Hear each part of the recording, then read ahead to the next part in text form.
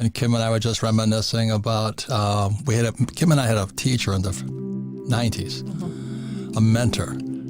His name was Frank. And Frank's job was he took companies public. And he hung out in Vancouver and the Toronto Stock Exchange. So today, Kim and I have no stocks because once that old saying is, once you see how they make sausage, you'll never eat it again. So I don't like, if you like stocks, bonds, mutual funds, ETFs, have a good life. But once I saw the process of how you take nothing, you take a bunch of BS, and you turn it into a stock and you take it public on the Toronto Stock Exchange, and then if lucky, it goes to the NASDAQ or the New York Stock Exchange. I really don't like the process personally, but all it did was convince me why gold, silver, and today Bitcoin, far more solid investments given what's going on in the economy. Any comments? I think it was about our teacher, Frank, because he was our best teacher, wasn't he? What? Oh, exciting. Wait, tell a story. What happened was Kim and I were working on the cash flow board game, and I didn't know how to, the one part of my life I didn't have was even IPO, initial public offering. Today they call, what do you call them? Everything these days. And so our neighbor in Phoenix said, well, I know this guy named Frank. And Frank lived up, quite a ways away, but we drove up to his place. And I said, I really want to learn how to do an IPO. So tell me how to do an IPO. He goes, I don't teach people. I just want to learn. He says, how bad do you want to learn? I said, bad. He says, if you're on a plane tonight, be at the top of the mountain. So interesting. So I go home to Kim and we're filming the video for the cash flow board game, right? Yep. We're flying to Texas. We were going to go film. We had it all set up. We had all these people that were going to testimonials, talk about the game, and talk about Rich Dad.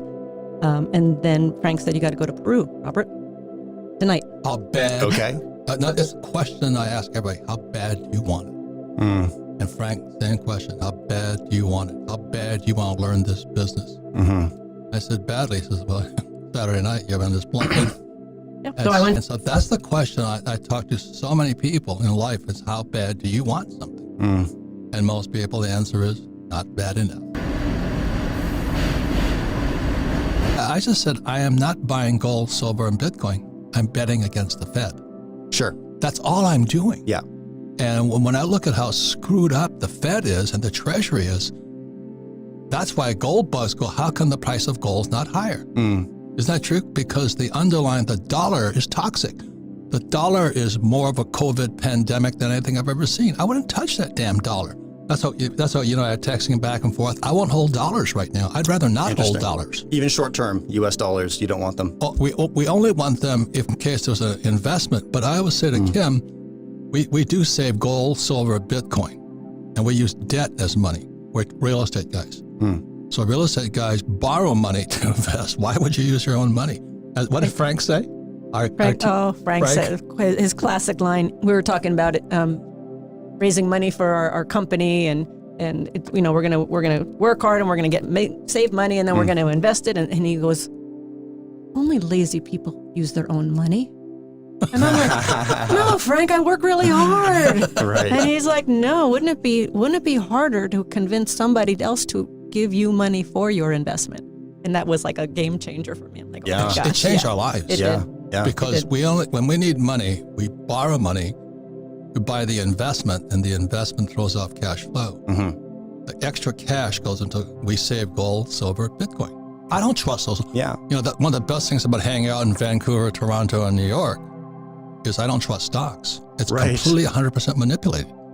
And it's manipulated by credit markets. They print these, the repo market, the reverse repo market, and they're selling T-bills and all this stuff. That's a bigger horse play than Vancouver. But anyway, the whole point here is it's a bet against. And in my world and your world, it's called counterparty. Who's on the other side of the trade? And the reason I loved Vancouver was because people talk about doing due diligence on Amazon and all this. Well, do you think Jeff Bezos will let you come talk to him? No. But the thing I liked about Vancouver, I could meet the promoter. No, I'd sit there and talk to him, and you get a sense of who they are, or they're lying to you and all this. Yeah. And then from there, that's where we go do our due diligence. We actually looked at the stuff, and we actually met the guys who were putting the deal together. That's why I love Vancouver so much. That's why I like Toronto so much. Do you know what I mean? It's because I could meet the guys. You have to do that. When you're investing in companies that size, you're not really investing in the product or the service or even the industry, right? Who's you're the investing team? in the integrity and decision-making of one or two individuals and the people they surround themselves with. Yeah. Right. And this guy, Frank, our buddy, he had the best team around him, man. These guys were the best on Toronto. That's the strategy. You pick the best people and then don't deviate. So we don't buy stocks, we buy startups. There's a very big difference because we're entrepreneurs. You know, we're not 401k guys, you know, we're not losers like that. I have no use for them. But I like the startup. It's exciting. We're entrepreneurs.